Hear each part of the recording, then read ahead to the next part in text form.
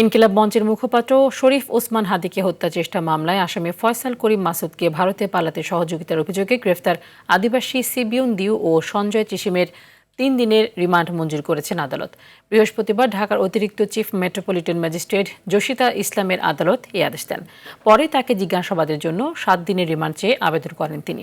শুনানি শেষে রিমান্ডে নেয়ার ওই আদেশ দেন আদালত। তবে শুনানিতে আসামি পক্ষের কোনো আইনজীবী ছিলেন না।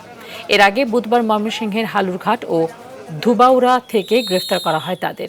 গত 14 ডিসেম্বর ইনকিলাব মঞ্চের সদস্য সচিব আবদুল্লাহ আল জাবের বাদী হয়ে মামলাটি দায়ের করেন। এই মামলায় প্রধান সন্দেহভাজন ফয়সালের বাবা মা গতকাল বুধবার দায় স্বীকার করে 164 ধারায় স্বীকারোক্তিমূলক জবানবন্দি দেয়।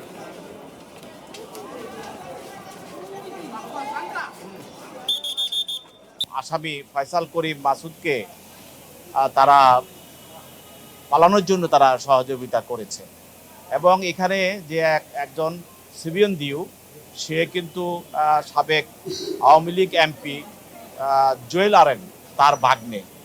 তো তারা দুজনেই বলেছে যে তাদের সঙ্গে ফিলিপসের সঙ্গে কথা হয়েছে এবং তারা ফিলিপস তাদেরকে একজন বলেছে যে ফিলিপস তাকে এক জায়গায় দাঁড়িয়ে থাকার জন্য বলেছে।